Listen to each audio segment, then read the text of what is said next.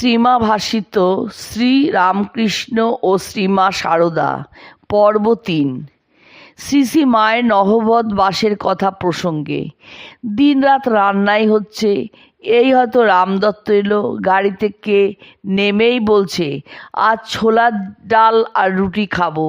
আমি শুনতে পেয়েই রান্না চাপিয়ে দিতুম। ৩-৪ সের ময়দার রুটি হতো, রাখাল থাকতো, তার জন্য প্রায় খিচুড়ি হতো।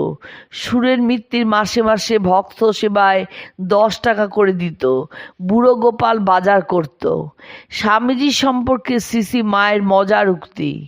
নরেনের জন্য ঠাকুর একদিন বললেন, বেশ করে রাঁধো। আমি মুগের ডাল রুটি করলুম। খাবার পরে নরেনকে জিজ্ঞেস করলেন, ওরে কেমন খেলি? নরেন বললে, বেশ খেলুম, যেন রোগীর পথ্য। ঠাকুর শুনে বলেন, ওকে ওসব কী রেঁধে দিয়েছ? ওর জন্য ছোলার ডাল আর মোটা রুটি করে দেবে। আমি শেষে তাই করলুম। তবে নরেন খেয়ে তুষ্ট হলো। শ্রী শ্রী মায়ের ভক্ত সেবার কাজের কথা প্রসঙ্গে যোগীমা বলেছিলেন, একদিন নহবতে বসে মা পান সাজতেছিলেন। আমি পাশে বসে দেখি মা কতকগুলি পান ভালো করে এলাচ দিয়ে সাজলেন, আর কয়েকটি শুধু সুপারি চুন দিয়ে সাজলেন। আমি বললাম, কই, এগুলিতে মশলা এলাচ দিলে না? ওগুলি বা কার, এগুলি বা কার? মা বললেন, যোগেন, এইগুলি ভালোগুলি ভক্তদের। এদের আমাকে আদর যত্ন করে আপনার করে নিতে হবে, আর ওগুলি এলাচ না দেওয়াগুলি ওর জন্যে। উনি তো আপনার আছেনই। ঠাকুরের স্বাস্থ্য ও রুচির প্রতি শ্রী শ্রী মায়ের তীক্ষ্ণ দৃষ্টির কথা প্রসঙ্গে। তিনি ভালোবাসতেন গাঁদাল, ডুমুর, কাঁচকলা। ভাত কম দেখাবে বলে টিপে টিপে সরুটি করে দিতুম। ঠাকুরের অসুখের সময় গঙ্গাপ্রসাদ সেন কবিরাজ জল বন্ধ করে ওষুধ খাবার ব্যবস্থা করলেন। আমি তখন রোজ ৩-৪ সের, শেষে ৫-৬ সের পর্যন্ত দুধ দিতুম। গাই ধুইয়ে যে লোকটি দুধ দিত, উনি খাবেন বলে সে আমাকে অনেক বেশি বেশি দুধ দিয়ে যেত, ৫-৬ সের পর্যন্ত। আর আমি সন্দেশ, রসগোল্লা, এসব মিষ্টি যা থাকতো আর তখন অনেক আসতো সব দিতুম।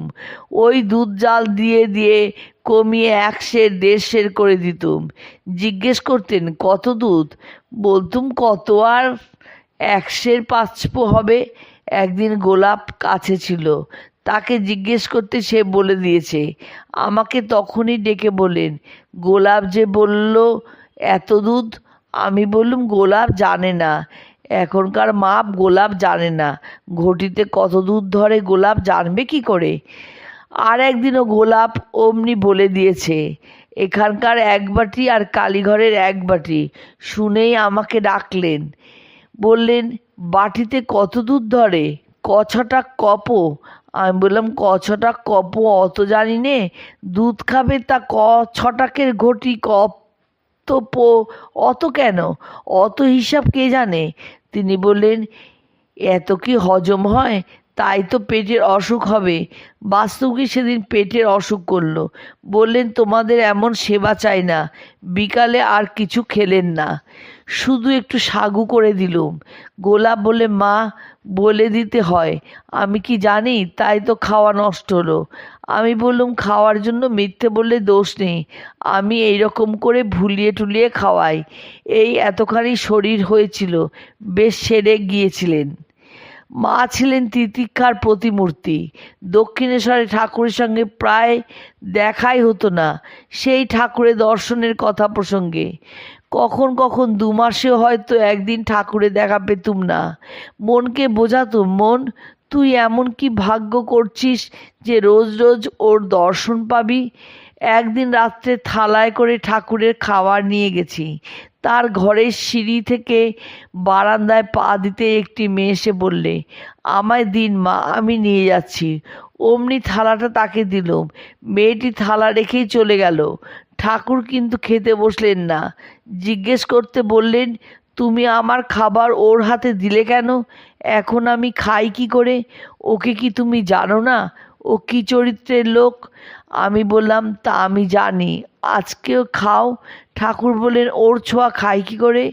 আমি মিনতি করে বলতে খেলেন বটে, কিন্তু বললেন, আমার খাবার আর কোনো দিন ওর হাতে দেবে না বলো। তখন আমি জোড়হাত করে বললুম, তা তো আমি পারব নি ঠাকুর। আমায় মা বললে আমি তো থাকতে পারব নি। আর তুমি তো খালি আমার ঠাকুর নও, তুমি সকলে ঠাকুর। তখন খুশি হয়ে খেলেন। মা একদিন তার স্ত্রী ভক্তগণের নিকট বলেন, তিনি শ্রীরামকৃষ্ণ বলতেন কর্ম করতে হয়, মেয়ে লোকের বসে থাকতে নেই। বসে থাকলেই নানা রকম বাজে চিন্তা কুচিন্তা সব আসে। একদিন কতগুলি পাট এনে আমাকে দিয়ে বললেন, এইগুলি দিয়ে আমাকে শিকে পাকিয়ে দাও, আমি সন্দেশ রাখবো, লুচি রাখবো ছেলেদের জন্য। আমি শিকে পাকিয়ে দিলুম, আর ফেসোগুলি দিয়ে থান ফেলে বালিশ করলুম। চটের উপর পটপটে মাদুর পাততুম, আর ফেসোর বালিশ মাথায় দিতুম। তখনও তাইতে শুয়ে যে ঘুমোতো, এখনও এইসবে খাট বিছানা দেখিয়ে শুয়েও তেমনি ঘুমোই। কোনো তফাৎ বোধ হয় না মা। ঠাকুরের গৃহভক্ত বলরামবাবুর স্ত্রীর অসুখ। এ প্রসঙ্গে শ্রীমা বলেছিলেন, রামের মার বলরামবাবুর স্ত্রীর অসুখ হয়েছিল। ঠাকুর আমায় বললেন, যাও দেখে এসে গো। আমি বললুম, যাব কিসে? গাড়ি টাড়ি নেই। ঠাকুর বললেন, আমার বলরামের সংসার ভেসে যাচ্ছে, আর তুমি যাবে না? হেঁটে যাবে, হেঁটে যাও। শেষে পালকি পাওয়া গেল। দক্ষিণেশ্বর থেকে আসলুম, দুবার এসেছিলুম, আর একবার তখন থাকি শ্যামপুকুরে। রাত্রে হেঁটে রামের মার অসুখ দেখতে আসলুম।